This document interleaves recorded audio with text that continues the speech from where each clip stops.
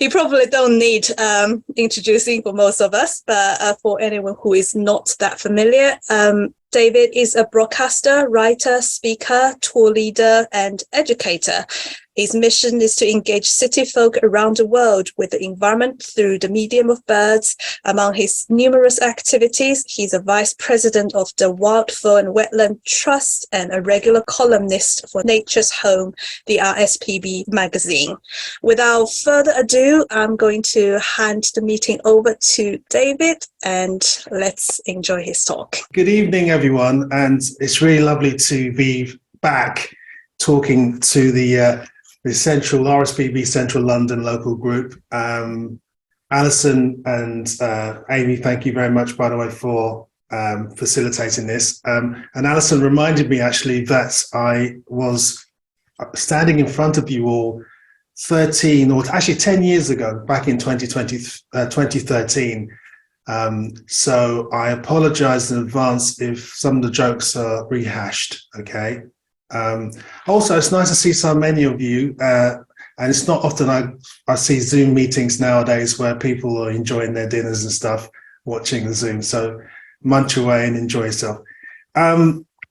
As Amy says, I am the urban birder, David Lindo. I'm a broadcaster, writer, I lead tours, I give talks and all that sort of stuff, and I'm really excited tonight to come and try to inspire you to look for signs of migration within urban areas, and in particular London, as you may all probably be in now. This is not supposed to be designed as a scientific talk. It's more trying to inspire you than anything else. So, but anyway, at the end of the talk, please, or even during the talk, please put your questions in the chat, and I'm sure they'll get to me at the end of the talk. What I want to do is talk about the sort of general principles of migration, what we know anyway, and then at the end, just highlight a couple of places that I love going to or have been to before to witness migration in urban areas. Anyway, people think of migration as this whole scenario where there's a massive flocks of birds and they all head from north to south and there's this massive movement. Well, that is a part of the story. It's not the whole story by any means, because at the end of the day, migration occurs A, across a broad front, B, often at different times of the year than the classic spring and autumn, C, some species may indulge themselves in massive migrations, whereas others of the same species decide not to move at all. I mean, there's various different types, and it's really interesting when we start thinking about how and why these birds are triggered. Migration is primarily triggered due to food. A lot of insectivorous birds that visit Britain during the summer, like our warblers, most of our warblers come in the autumn, realize, well, hang on, the insect supply is drying up here. We need to return back to Africa. So they all head off. So it's triggered by climatic and light changes as well as food as well. But we also have this classic imagination of migration, as I said, and I love particularly the autumn when birds are really sort of grouping together and beginning to move off like a bunch of these house martins are. It's really quite an exciting period of time. And I want to try and also inspire you to think about the coming spring, because we're in February now. By next month, or even by the end of this month, the first of our migrants will be heading back to us.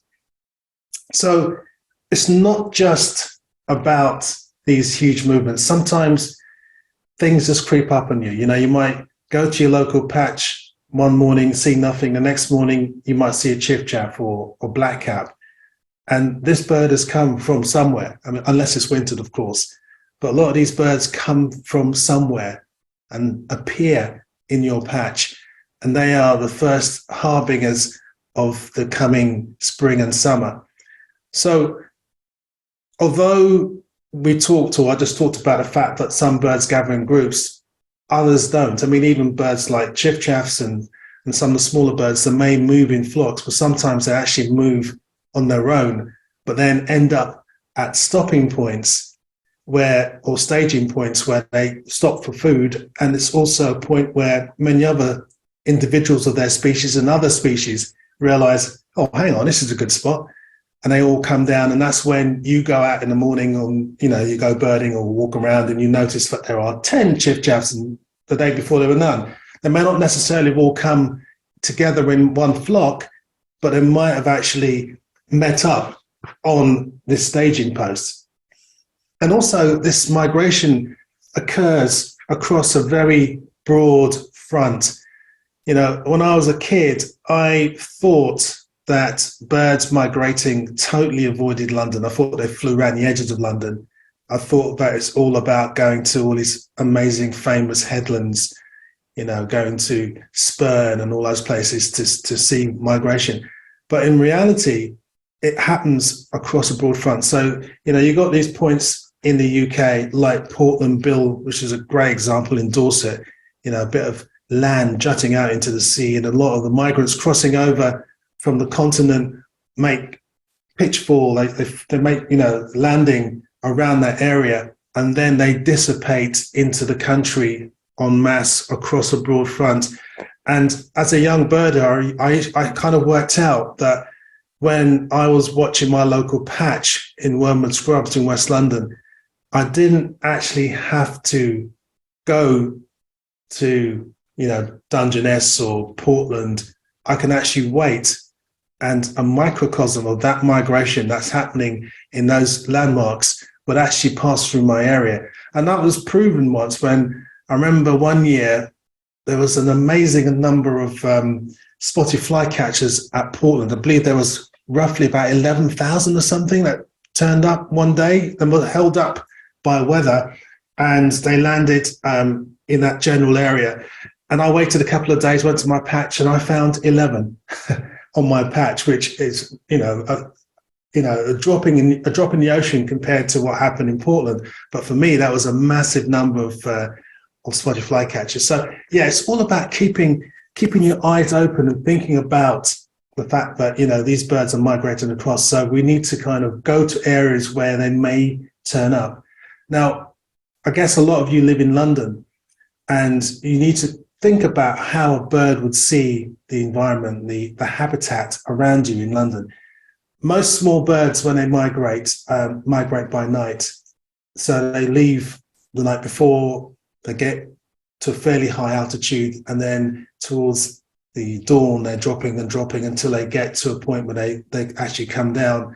And if you can imagine a bird flying over London, they'll see areas of green, they'll see parks, they'll see areas of blue, they might see, some lakes with bushes around, and they are prime places to drop down and start feeding. So there are the places that you need to be looking come migration season, particularly in the spring, also in the autumn as well, but to look out for any unusual birds moving through. And by unusual, I don't mean rare. I just mean that they're not normally there, for example, during the winter or even during the summer. So even places like here, for example, this is a car park with a bit of greenery around it. And on a twig, I noticed there was a windchat. Wow, it's amazing. In the middle of a city, these birds move through, but they're often not even noticed because people think they need to be at some famous nature reserve to see this stuff. But in reality, this happens in your local park. This happens if you've got a garden. It happens in your garden. It can happen anywhere. So it's always worth keeping your eyes open to notice this wonderful and very fascinating phenomenon that happens all the time, every year. Now, birds go through a fantastic array of physiological changes to start their migrations. Some species fatten up a hell of a lot, and then when they move, they fly for days upon end and don't feed. And they basically, when they get themselves ready for migration, they fatten themselves up in terms of getting the high protein and fat foods that they need to give them energy. Their pectoral muscles, their flight muscles increase in size. Their stomach muscles shrink, or not muscles, their actual stomach shrinks, so they don't actually eat, and they become this perfect flying machine, which needs to be at a very, very perfect weight. Because if you're too fat, you're going to be too slow. If you're too thin, you're going to be too weak. Either way, you are susceptible to being attacked by predators. So you need to be so much in tip-top condition. You know, people say, oh, I'd love to be a bird. I'd hate to be a bird because, you know, in general life, you're looking over your shoulder every 5 seconds in terms of enemies.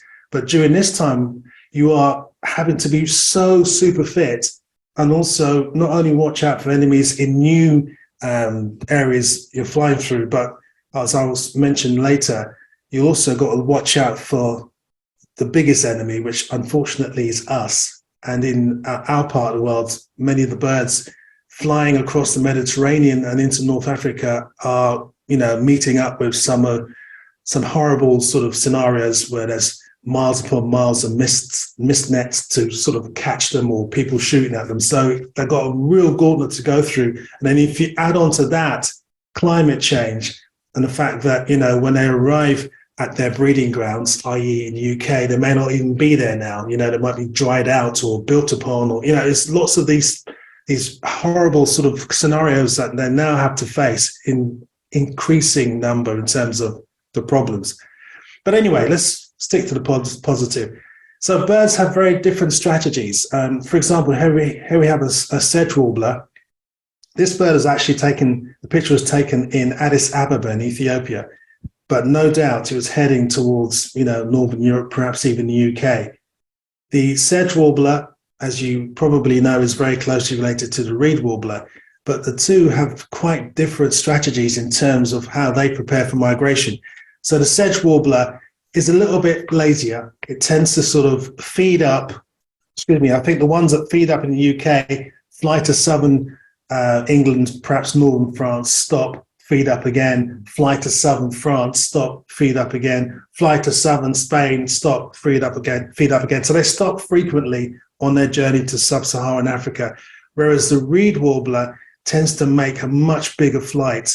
It flies, you know, it could fly from the UK straight down into Spain or even to North Africa. They move a much further distance. And there's some species like the garden warbler, the wood warbler, a bird that in the UK is predominantly found in Scotland. And to be honest with you, I've very rarely seen any in England, apart from maybe a couple in Suffolk a million years ago, because they're quite scarce now. But I always wondered, why do I never see wood warblers in the autumn? How come? And research has shown that they actually, when they leave their nesting grounds in northern England and Scotland, they head all the way over to Eastern Europe. They head all the way over to, you know, practically to Israel without stopping. They don't actually stop our way at all. So that's why we see so few of them. So they all got different strategies. I mean, the red-backed shrike, another bird that used to breed in Britain quite a lot back in the day and is now pronounced as extinct. They, in Spain, for example, they breed in an area in northern Extremadura. I'm not sure if you know Extremadura. That's where I actually hang out in southwest Spain. But they breed in the foothills of mountains in northern Extremadura, which is about 3 hours south of Madrid. Excuse me. And instead of, when the breeding season is over, instead of flying south and crossing the Sahara into sub-Saharan Africa, the whole population, including all the birds in northern Spain generally, they fly north and go across the southern part of France and down into Italy, and that's when they head south. So it's so fascinating. It's just completely fascinating, the strategies that these birds take to undertake their migrations, and also the fact we don't really understand. We're just scratching the surface. I mean, we're getting a lot more information now that we're using satellite tagging and stuff like that, but you know, we're just scratching the surface with some species. I mean, the cuckoo is another example. The BTO, the British Trust for Ornithology, have done a lot of work satellite tagging cuckoos that they've caught in Norfolk And they found that, some years the same bird will migrate south through Spain into Africa, and in the next year it will migrate south but through Italy. And they've also found that males, we thought that cuckoos turn up in April, late April, and they hang out maybe until July, and then you don't see them anymore. And then suddenly you see the young birds in September. And they found that the males sometimes spend as little as 6 days, maybe 2 weeks or maybe more, but as little as six days in the UK before migrating. And when they migrate, instead of like heading from A to B, or A to Z even, they fly into France, for example, and then they fly south, and then they'll stop, and then fly north again, stop, fly south. It's not even a constant line. So basically, they can fly all the way south in this sort of disjointed way. So it's absolutely incredible how these birds prepare themselves and actually what they do. But I want to talk about some varying ways of how birds migrate. And remember, keep in mind that despite the fact that we have categories, we categorize the types of migration. Some species may actually do all of them. Other species may do none of them, so it's just incredible how they all work. But as I said, it's a preparation. It's the fact that these birds are just, that's what I love about birds. They are so amazing in terms of, the way they're built and the fact they can fly for such long distances. It's just incredible to think that there's not the black-tailed godwit as we have here, but the bar-tailed godwit has a record for being the longest, for flying the longest without actually stopping. And there's a record of a 4-month-year-old bar-tailed godwit that was ringed in Alaska, and it flew a total of 8,425 kilometers from Alaska all the way down to Tasmania in 11 days, but without stopping. Incredible. And then when it got to its destination, you'd imagine you'd be like, oh my God, I'm starving. Let me get some food and drink. But instead, the bird landed and rested and then fed, because they can't actually feed straight away anyway, because their stomachs have shrunk so much, it's just impossible for them to feed. So they're actually living off the fat reserves that they had put on during or before their migrations. So it's incredible. I can speak about the whole subject all night, but I've only got another 40 minutes, so I guess we better move on. So I want to talk about a couple types of migration. There's many more, but these are the kind of main types of migration. Altitudinal migration is one which you may not have heard of. It doesn't really happen that much in this country, and certainly not in urban areas. I think let me think of a classic example, could be the snow bunting. In the UK, they breed up in the Cairngorms and really high up, and then in the autumn, winter, they move down from mountains, and they're often found around the coast of the East Anglian coasts in particular. Not all the birds are from Scotland, because there's quite a lot more that come further north from Scandinavia and other places, but they move down. This is a ptarmigan, another high altitude bird, which nests up in the mountains in the UK, but also around Europe. You can be finding them up in the mountainous areas, particularly in the northern areas, but also in places like the Alps. The previous bird, by the way, I actually saw in Slovenia, which, if you can imagine, is quite far south. It's near Italy, but it was in the Junior Alps, which was a rarity because I didn't expect to see one, so I was really happy to see that. But then they moved down during the winter, so when it gets really, really cold and there's no food, they just effectively fly down the slope, and that's their migration. Another classic altitudinal migrant is this bird, which is the wonderful and beautiful alpine accentor. I'm still waiting for the first one to show up in London, but they are found, as the name suggests, up in the mountainous areas, and then during the winter months they move down slope or down to lower altitudes. I'm based in Spain. I do a lot of my birding in Spain, And I look forward to winter because when I visit a lot of the castles, which are still on top of hills, they're not in mountains, but on top of hills, often you'll see alpine accenters feeding around the castles because that's a substitute, a habitat for them, and it's not up in the mountains. So it's great to catch up with them there. And I was so lucky to see this guy last month, December, again in a fairly lowland area of mountain. It wasn't actually in the lowlands, but it was in the foothills. And during the winter, the wall creeper, as this bird is, it moves from the high altitudes down to lower altitudes to feed. And they are super difficult to find because I don't know how many of you've seen a wall creeper. They're absolutely stunning when they fly. They're like butterflies when they fly. Beautiful red and black wings suddenly come into to light when they open their wings. But it's like, searching a needle in the haystack. It's just, you've got this whole mountain area and a tiny bird, and you'll never find it. So I was really lucky to come across that. So that's a type of migration which we don't often see in the UK and certainly not in our urban areas. But let's talk about stuff that we would see in our urban areas.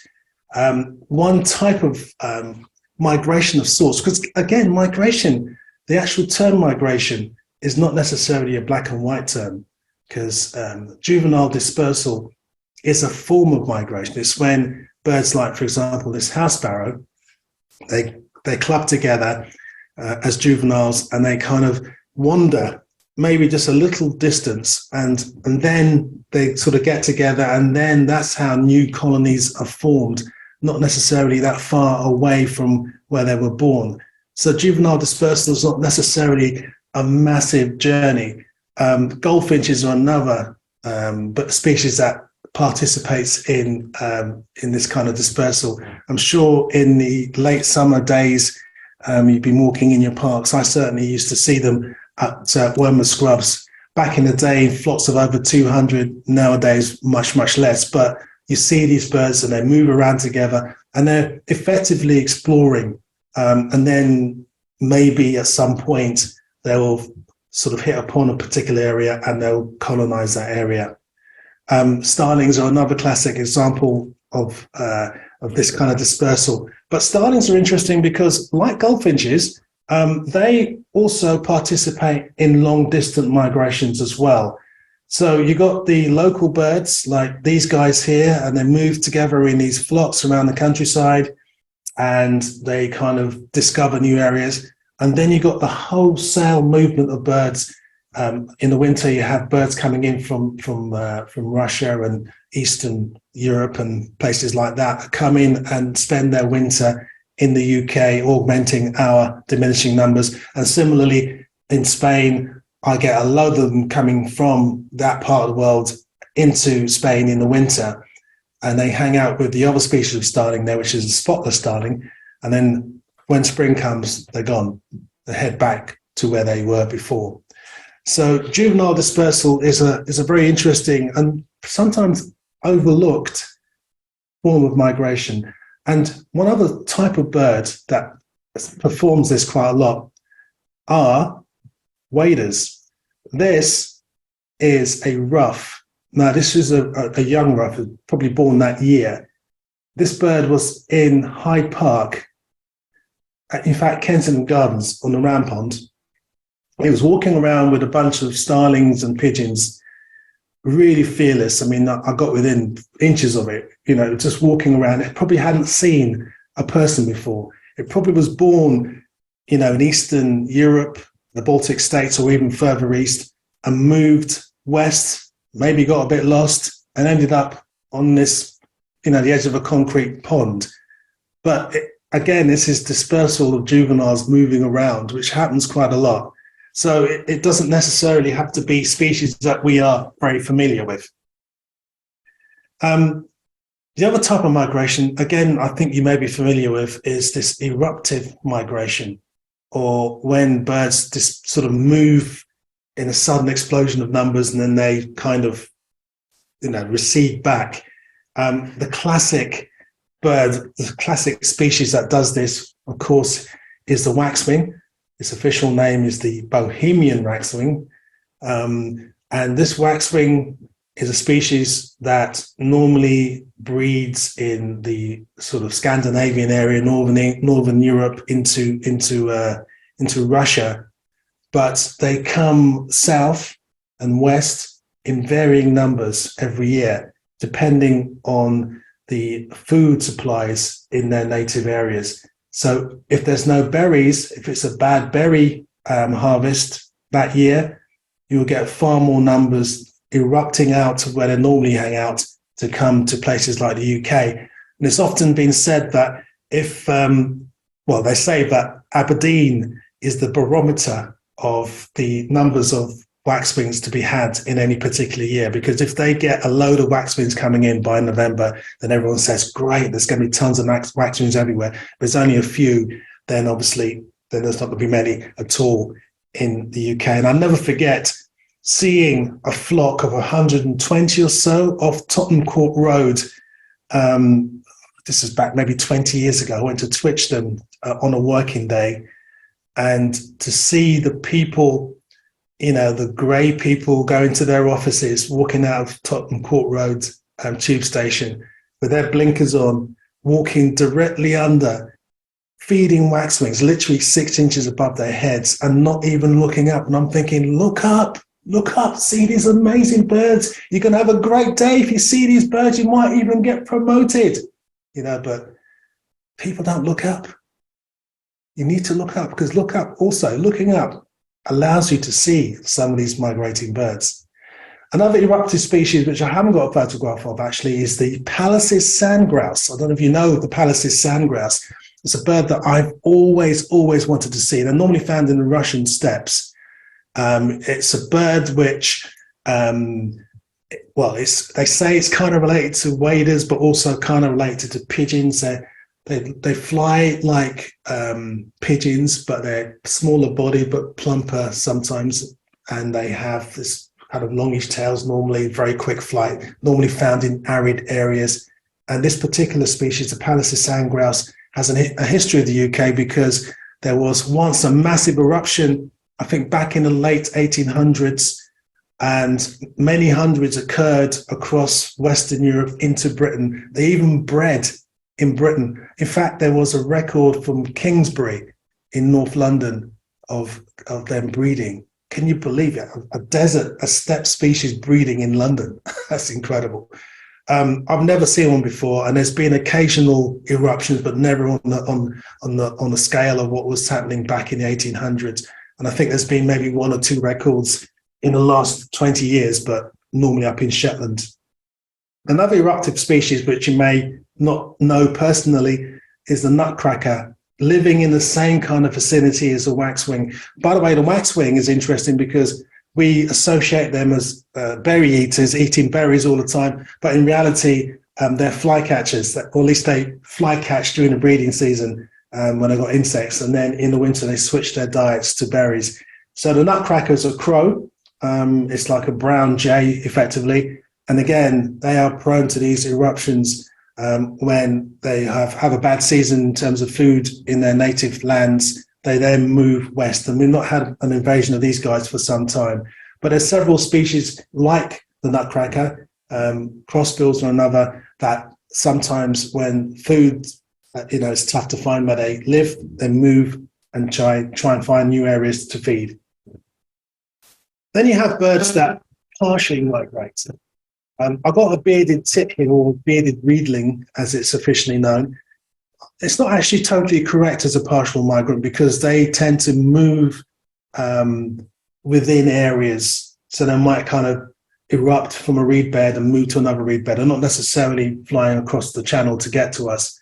I remember one interesting time when a pair turned up in Kensington Gardens in a reed bed the size of your living room, I'm sure, tiny little living room. What should I say, a reed bed even. And I remember going to twitch them, and I brought someone with me to watch them. And basically, I went home that night, because you probably know that bearded reedlings are not real tits, not members of the real tit family. They're actually a member of a family called parrotbills, and parrotbills are predominantly Asian. think there's about 7 or 8 species, and this is the only one that's found in this part of the world. So I remember writing in my blog that night, I found a pair of false tits in Kensington Gardens. And I had so many people visit my website that night. It was unbelievable. Anyway, moving on. You would never think of the robin as being a partial migrant, but it is indeed. My colleagues at the British Trust for Ornithology tell me that some of the females that are born in the UK, some of them actually migrate in the winter to spend their time in Iberia. They got sense, leaving the males behind in the cold. And a lot of these birds are then replenished by birds from the continents. And the continental race of the robin is actually subtly different. It's a bit grayer around the edges of its breast, and also its actual red is less intense, and they tend to be shyer. And my good friend Bill Oddie once said, if you opened up your back door and looked in your garden during a cold December evening or afternoon even, and you saw robins and blackbirds and starlings and blue tits, and you think to yourself, oh, my birds are very British, they're always there the whole time. But in reality, if birds spoke with human accents, you'd be hearing Polish, German, Norwegian, Spanish. You'd be hearing all different dialects, because at the end of the day, these birds all move and, to different areas, but also you've got the resident birds, the same species that don't move at all. So in the main, these species that have these partial migratory habits tend to be ones that have their distribution, their range in northern parts of Europe, that when the weather changes, of course, they move. They are just migratory, so they move. So robins are classic. Blackbirds are another. I didn't realize until a few years ago that there's actually a distinctly different race of blackbird that comes from Scandinavia to spend the winter with us. Our classic blackbird, as you can see, black with yellow bill, and the young birds obviously are brownish with dark bills, but I feel that the Scandinavian birds tend to have a darker looking beak, and ringers will tell you that their measurements are slightly different. They've got longer wings and longer tail than the resident blackbirds. And they, as far as I'm concerned, are a little bit skittish. They remind me a little bit of ring ouzels in their habits in terms of being very, very shy. But again, it's an invisible migrant in many ways. We don't think of blackbirds as migrants, but yeah, part of their population are actually migratory, as are dunnocks. I remember being in Latvia one autumn and hearing this weird call, and I was thinking, what's that? And my guide said to me, oh, that dot in the sky, that's a dunnock. And I was thinking, dunnock? I see dunnocks on the floor, not flying that high in the sky, but they migrate. And if you ask any ringing station anywhere in the UK, they will tell you that numbers of birds like dunnocks and robins turn up every autumn, obviously on migration from Europe, and similarly with goldcrest as well. People often ask about how high do birds fly when they're actually migrating, and the research has shown that it's normally between 150 and 450 meters. So it's not incredibly high, but then there's some that fly really high, especially during the day, but also at night. But that's the rough sort of window of flight. But we'll talk about that shortly, or shall I say more, a bit later on. But the surprising bird for me in terms of being a partial migrant is the wood pigeon. And the wood pigeon, in fact, when I watch migration, when I'm out birding, it's one of my favorite things to look out for. The wood pigeons in the UK tend to be sedentary. They tend to, don't move further than maybe a couple of kilometers where they live. They're fat, they're lazy, and all that sort of stuff. But every year between mid-October to mid-November, there's this amazing time when, if you pick the days right, if you get out early in the morning and it's a beautiful blue sky and it's calm, you might see thousands upon thousands of wood pigeons migrating across the skies from the northeast. And I noticed this a few years ago, and I look out for this all the time. And it's just so wonderful to see these huge numbers flying over, and their wings, as far as I can see, the underwings, they twinkle in the light sometimes. They're silently flying over. And I remember being on one of the scrubs, watching this once one morning, and in an hour and a half, I guesstimated there were roughly about 45,000 of these birds flying over in several flocks, all heading southwest. And many people don't really know where they're going or where they're from even. People speculate that they actually come from Scandinavia and are moving southwest to end up eventually in Iberia. But it's just amazing to watch. So let's talk about migration in terms of what we think migration is, or many people think migration is, which is the full-on scenario where lots of birds are moving. The king of migration, I suppose, is the Arctic tern. They fly, apparently I've took my note because I always forget how many kilometers, but apparently 35,000 kilometers a year this bird flies, and it sees the most amount of daylight and sunlight of any animal on the planet. And despite this being a talk about urban birds, I consider this an urban bird because, you go to some places in the UK and you will see them in urban areas. I mean, I can think straight away of Lerwick in Shetland, small town, but it's still urban. But elsewhere in the world, I've been to Iceland, Reykjavik, for example, they're breeding right in the center of town. So urban bird, as far as I'm concerned. But yeah, amazing in terms of the migrations it makes. But we should be looking out for birds migrating right now. Come the next week or so, there will be the first records of sand martins to be had. They migrate from sub-Saharan Africa, and they should be with us around about end of February onwards. They are really early migrants. Love seeing them, of course.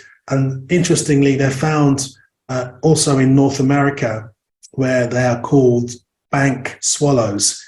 And they perform a similar migration, but obviously in America, where they head into Central and Northern Southern America. Right now, also an early bird, so to speak, will be the wheatear. I love looking out for them, especially up my patch in Wormer Scrubs in late March onwards. They are, I think, the actual, in terms of their size, they travel the furthest of any small bird. Some of their population migrates from Africa, sub-Saharan Africa, all the way over to Greenland and back. And that's a huge, huge journey. And I just love looking at these birds and thinking to myself, what have you seen in your journey?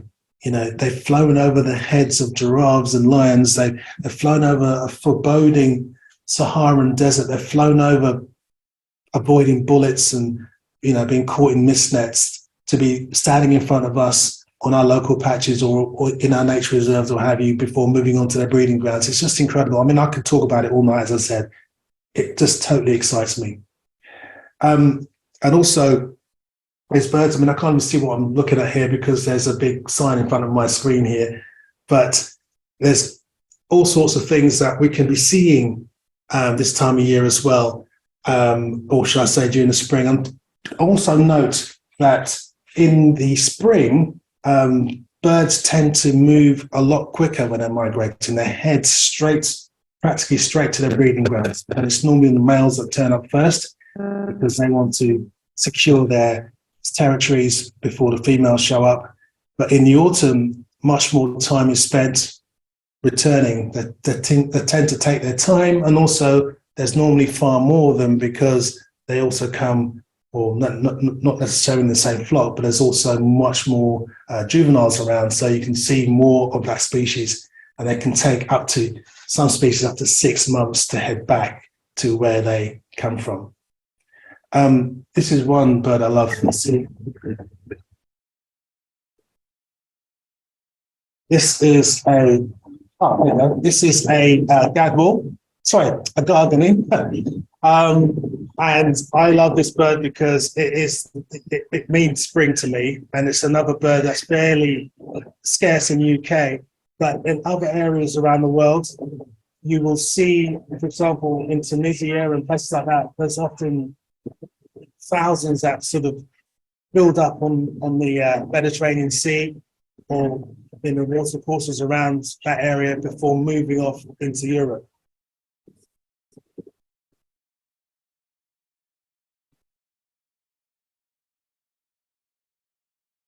So, another bird that signifies spring for me and migration is the turtle dove. And of course, the turtle dove has had a torrid time over the last 25, 30 years, declining by enormous numbers, 92%, and partially down to the fact that they are hunted on their migration, which is an awful scenario.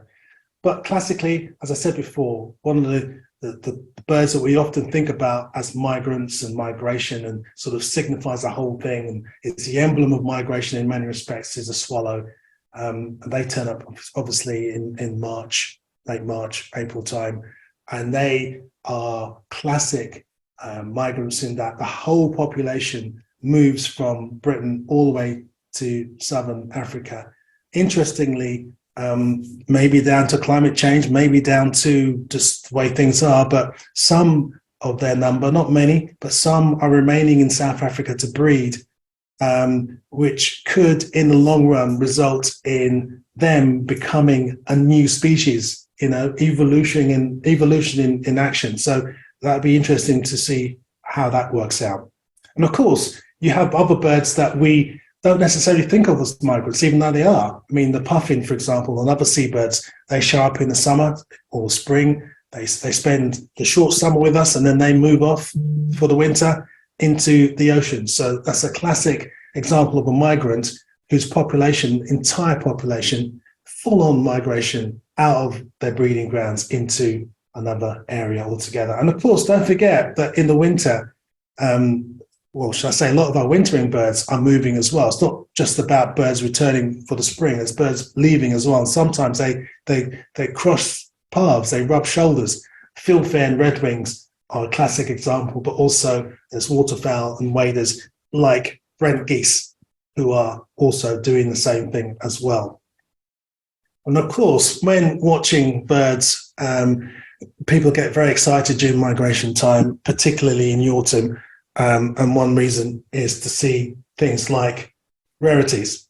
And this is a barred warbler that was caught somewhere in a net, but people love looking for rare birds. Of course, during migration time, you're going to get rare birds mixed in with the flocks as well. And that is a whole different subject as well in terms of how they show up and why they show up. So what I want to do next is quickly run through a couple of places I love watching migration. We are here in Eastern North America, and I can't move my cursor, but I don't know if you can see Cape May on the right-hand side, just a bit below Wildwood. Cape May is an amazing and famous migration watch point. Lots of birds migrate along the eastern eastern side even of the UK, so UK, America even. Millions upon millions, and one of the most common birds moving through that time of year in the spring and autumn are American robins. And there's a classic story of a fall of several million American robins once in Cape May town itself, and apparently people were walking down the streets and there were thousands of American robins everywhere, including birds flying through people's legs as they walked. That must have been an amazing sight to see. And there's other small passerines that show up. This is a hermit thrush, and there's tons of their American warblers as well. This is an American redstart. So loads of these birds show up on migration, and it's incredible. They turn up everywhere, even in the centre of urban areas. Let's go back to London. But again, I can't move my cursor, but actually right at the British Museum, we've got a place that I used to frequent for 9 years on the trot, Tower 42. I'm sure you all know it, Tower 42. I used to stand on top of that building, surveying the scene, looking at the beautiful landscape that London provides, but also on the lookout for migrants, particularly migrant raptors. And we spent 9 years under the guise of the Tower 42 bird study group, looking and counting the birds that flew over London on migration during spring and autumn. And they ranged from birds like buzzards on a fairly regular basis. And of course, they've become quite common in many respects now, even in London. So from watching those kind of birds to spying things like the resident peregrines, of which we saw at least 6 territories every day. We saw 6 territories worth of birds flying around in the area, as well as kestrels, which in fact were quite scarce. I think in 9 years we saw maybe 2 in the whole period. But we had some really interesting migrants over. We had a hen harrier fly over once, in fact 2 hen harriers fly over with a marsh harrier one autumn, and seabirds like kittiwake in the winter moving upstream when they should have been out to sea, way out to sea. Perhaps the most famous of the birds we saw flying over us was honey buzzards. We had 2 separate honey buzzards one day. One flew right over us. The other one we picked up from Peckham, and it flew across us, but landed what we thought landed in Lambeth, but in reality it crashed into the window of an office block. This is a bird flying, and it crashed into a window of an office block, and someone in the office had the presence of mind to take a picture of it and send it to us. It's amazing that such a rare bird in central London. The good news was that it shook itself off and continued on its journey to its breeding ground somewhere, either in the UK or in Scandinavia.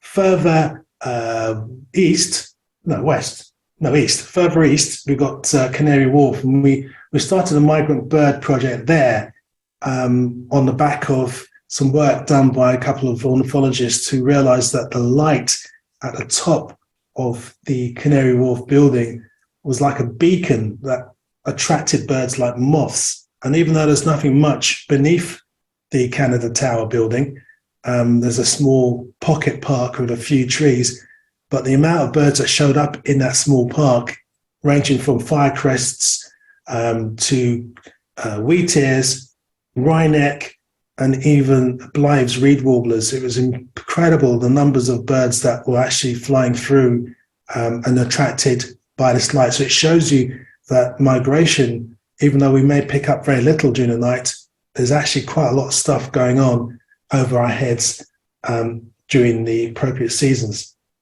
I want to quickly also take you to the land that I love. And again, I can't show you using my cursor, but I'm talking about Wormwood Scrubs, which is just below Harleston, that green blob of land. It's 183 acres. I'm not sure how well you know it, but the western part of the Scrubs, for me, by far, is the best in terms of finding birds. Unfortunately, the Channel Tunnel Rail Depot is no more, and it's become the HS2 playground now. And in fact, they've destroyed part of the Scrubs, number 8 to number 12 in particular. 2 of the best areas in the Scrubs are now destroyed by them. But anyway, it was a great place for me to visit over 20 odd years, every morning sometimes, especially during the spring and autumn, looking for migrant birds. I imagined that I was on an island, in Shetland or on the coast of Norfolk, and it was incredible the numbers of migratory birds that we saw. And they ranged from birds like meadow pipits, which actually bred, but during the winter, you get varying numbers of birds that would show up and use the grassland. And then in the spring and autumn, and during the summer, obviously breeding blackcaps, but in the spring and autumn, especially the autumn, watching these birds feeding up on migration was always a pleasure. And of course, some of the scarcer migrants like common redstarts, and here we have a pied flycatcher, were also birds that we looked for, because they were moving on migration predominantly from Scandinavia and then heading on into Europe, Southern Europe, and into Africa. So it's incredible to think that that bird would eventually be hanging out in somewhere in Africa before heading north again the following year. I just love the idea of that. And I also realized that my patch was a regular staging post for ring ouzels, a bird that you normally associate with wilder areas of the north and Scotland and the west. But every year we had 1 or 2 ring ouzels show up. And it's interesting that, especially in the spring, these birds are actually not necessarily British birds, because the British birds tend to fly directly to their breeding grounds. This bird was probably Scandinavian, heading straight to Sweden or to Norway. I want to take you very quickly also, because I'm aware of the time here, but Georgia in former USSR, but obviously it's a country in its own right, and a place called Batumi. I don't know if you can just see it there on the left-hand side of the Black Sea, on the right-hand side of the Black Sea even, left-hand side of Georgia, Batumi. Batumi is a really fascinating place. It's a seaside city, very touristy. Unfortunately, the beach has more plastic than pebbles.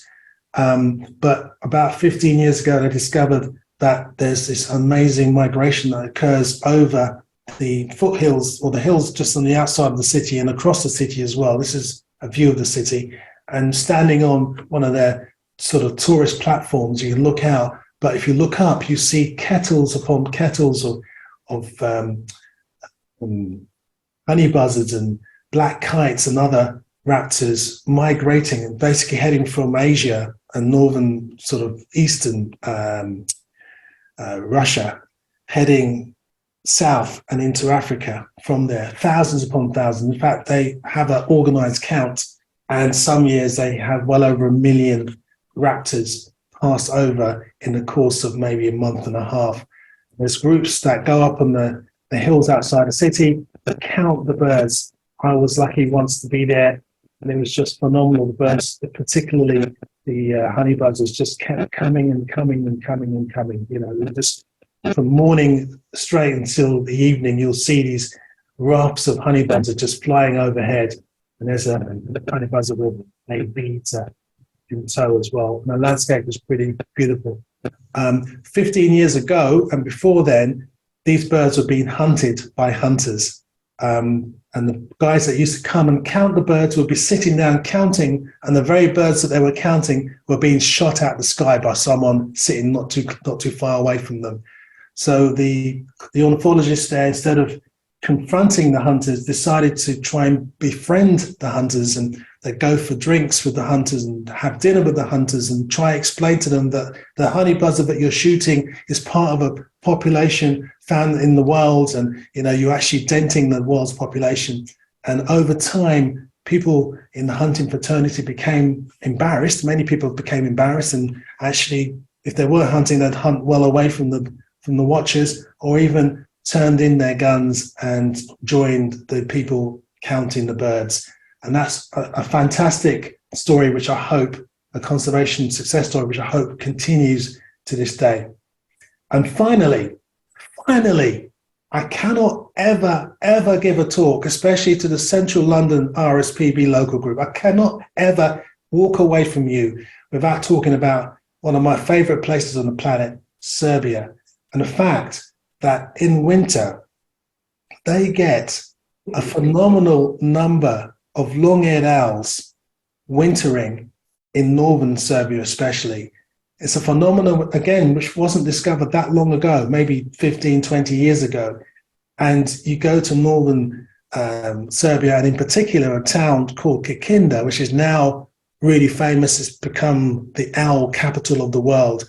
In that particular town, in their town square, you can see the record. Well, the record is actually over 800 long-eared owls in the trees. It's like walking into a Harry Potter set, guys. It's just incredible. They're in the junipers. They're quite high up, unusual, because in UK, we used to see them at head height. They're up in the trees, looking down at you, and it's like absolutely phenomenal. And in fact, they claim, not even claim, they've done the survey work, and they reckon that in the northern border of Serbia and Hungary, there could be as many as 35,000 long-eared owls wintering in that region. 35,000. When you think about the population of the UK, it's probably no more, at best, no more than 4,000. So it's fantastic. And I lead tours there, by the way. So if you ever want to come to see these owls, look me up, definitely. All right. So I've someone's shouting here, but anyway, I'm going to wrap up now because I've been talking far too long. I can talk about this whole phenomenon, migration, over and over again. It's just incredible how A, these birds know where to go, B, why they do what they do in terms of where they go and why they go there, and their survival rates and how they do it. It's just incredible. But anyway, guys, I'd like to thank you so much for allowing me to come and talk to you tonight, to whet your appetite regarding the idea of migration, for you to get out there and look up and look around you and try and find interesting places around you where you can find some good bird migration. Thank you very much, and I'm open to any questions you may have. Thank you, David. That was fascinating. I think that was a really great talk. As there's quite a lot of us on this evening, we're going to try something slightly different tonight. We're going to ask if you have any questions for David, if you could put them into the chat, please, rather than all shout out, because we can't actually see all your faces at once on the screen. So if you've got any questions, just please put them into the chat, and then we can pick them up. Maybe one from me to go. If you had to pick a sort of a favourite migrating bird, David, what would you? Yeah, I know it's. No, it's a tough one. It's tough, but I like, to be honest, I like watching raptors migrate because they're obvious, they're big, so you can't miss them. Even though when you do watch them, if you take your eye off them, sometimes they'll just disappear. You just don't know where they've gone. Particularly in places like here, where you don't see, in the UK, where you don't see that many in large numbers. So going to places like Batumi, going to places like, the Eilat Mountains in Israel, and to look up and to see just squadrons of these raptors flying over is just mind-boggling. So if I had to pick one, it would be the honey buzzard, actually, because it's a bird that, as a kid, I struggled to see here in the UK. I went to Norfolk, I think, to try and see the one or two they have there. And then to go to these hotspots, or go to, for example, a place called Kolka Point in Latvia, and to see hundreds, maybe even thousands of these birds just drifting over. Go to Tarifa in Spain, near Gibraltar, in September, to see these massive kettles of birds. It's just phenomenal, and it really makes you, wonder even more about this migration thing. What are these birds thinking? And I mean, the honey buzzard, for example, is unusual amongst raptors in that it doesn't actually feed on the way. It actually fattens up like smaller birds, and it just survives on its fat reserves. Whereas other raptors, they hunt on the way. It's things like that you find out. It's incredible, and that's why the hunters in Georgia favor them, because when they get shot, because they've got so much fat on them, they're worth eating. No, thank you. That's right. I raptors are something I still struggle with, and but do want to spend some more time watching. I've had a few questions come in. Rona has asked about whether you lead tours in Spain and where we could find out more about your tours that you do lead. Yeah, absolutely. I do lead in tours in Spain. I'm based in a region called Extremadura. For those who don't know, it's in southwestern Spain. It's twice the size of Wales. It's a massive area with only 1 million people, but it's one of the best places in Western Europe for birding. Amazing. I mean, people go there to see the two species of bustards. You can see little and great bustards, the sandgrouse, pin-tailed and black-bellied sandgrouse. And plus, there is such a volume of birds there, I mean, in terms of numbers. In fact, the winter survey has shown that Extremadura and also into Portugal in the Alentejo region have the most amount of individual wintering birds of anywhere in Western Europe. And I go there and I just can't believe the numbers. You walk past the bush and it explodes with Spanish sparrows, like 500 sparrows. I mean, it's incredible. I lead tours. My website, theurbanbirderworld.com, is the best place to go. I do tours of Extremadura. I got one actually this in November. And it's to celebrate or to watch a lot of the cranes that show up there, but also to see all the bustards and sandgrass and all the classic birds, and also to witness the last bits of migration as well. It's a place that I swear by. I love it immensely, and I also do tours for couples. I mean, I'm taking a couple of people out couple of couples out this year as well, this spring, to show them around as well. And the best time to go to Extremadura, I mean, springtime's great. I love the autumn and love the winter. The summer can be particularly hot, maybe upwards. I mean, last year was upwards of 44 degrees on some days. It's just impossible, unless you're in an air-conditioned car, it's impossible to go birding during that time. But all the other times of the year, it's fantastic. Well, actually, while we're on the subject of that area, Nigel has asked if you've seen any sign yet of early migrants coming through in Spain. Yeah, the migrants come through in December. There's already been great spotted cuckoos in December. Things like I've already seen in January, I've already seen swallows. I mean, they don't really go away. I mean, they go away, but not totally go away. You still see one or two of them, house martins and stuff like that.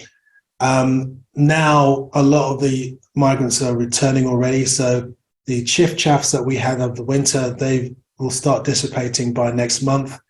The first of the subalpine warblers and western Benelli warblers will be arriving, along with the bee-eaters. In April, they'll be here, bee-eaters and golden orioles. I spent my lockdown there, so I studied the migration quite closely, because I was there right in the heart of it, and in terms of the migration time, and I was sitting on my terrace noticing all these things moving through, like short-toed eagles and things like that. So we tend to, in Spain, they tend to come, or in Extremadura anyway, they tend to come a good couple of months before we get them here in England. You mentioned all the amazing sights of great flocks of, it's probably the wrong term, flock, but of long-eared owls in Serbia. Is there any legislation there that's protecting them, or are they hunted? In the past, prior to my friends at the BirdLife Serbia getting involved, they were deemed as birds of doom, and they were regularly hunted on site.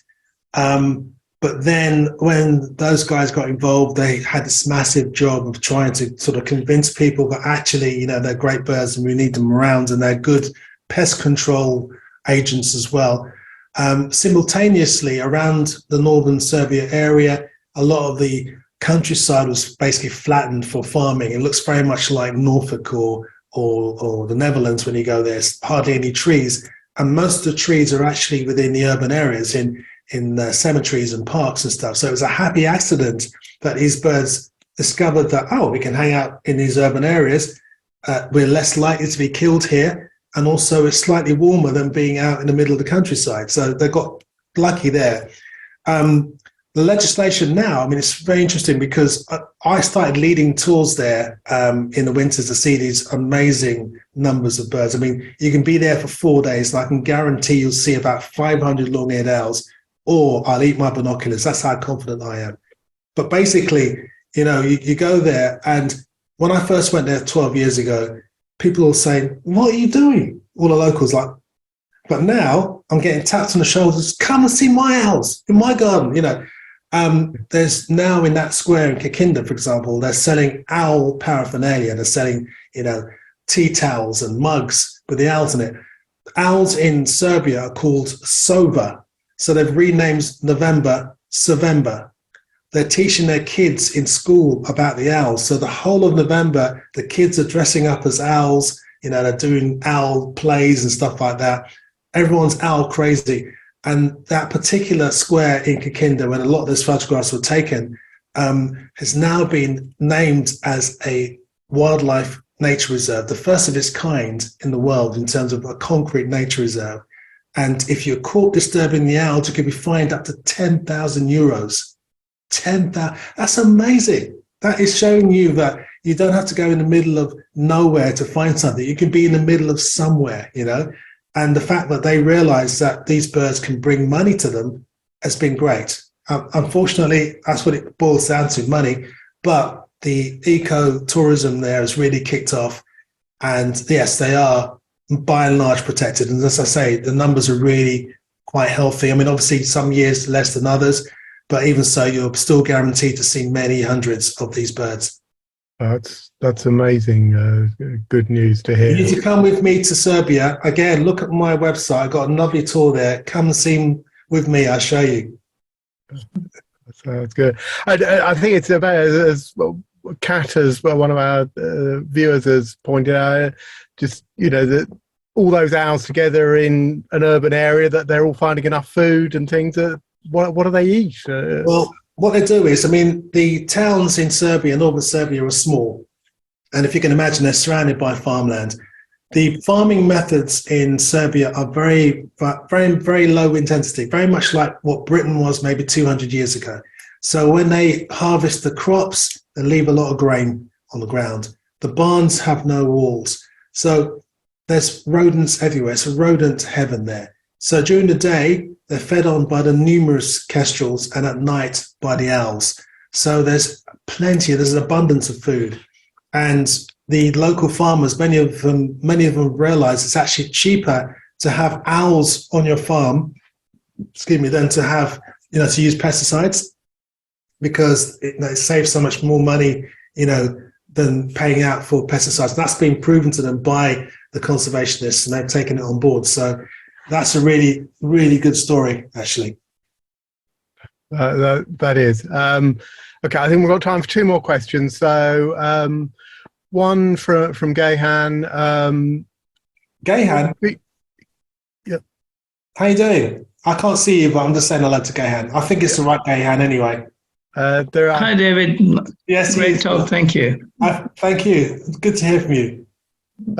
What would your advice be to London local authorities to make their boroughs, more bird and wildlife friendly? If there was one thing they could do, what should? Well, the one thing actually is, it's more than one thing, but basically to get more green and blue going on, there needs to be more areas of green. And I'm not talking about municipal playing fields. I'm talking about getting areas that can encourage wildlife, building council estates or building housing estates even that have this stuff built in already, have ponds and lakes and woodland built in already, so kids grow up seeing this stuff and don't feel inclined to throw their stolen scooters in there. They've grown up with it. So it's important, I think, to try and get more of that going on, to encourage people to have more green roofs and living walls and all that sort of stuff. And just to be more creative, make it more of a beautiful place. There's many cities you go to, for example, Copenhagen. You walk around Copenhagen and there's loads of green walls, and there's water everywhere. There's lakes, there's woodlands, and it's all integrated as part of the city. And you just feel great being there. Whereas in some parts of London, you're walking through concrete jungles, literally, and it's just very depressing.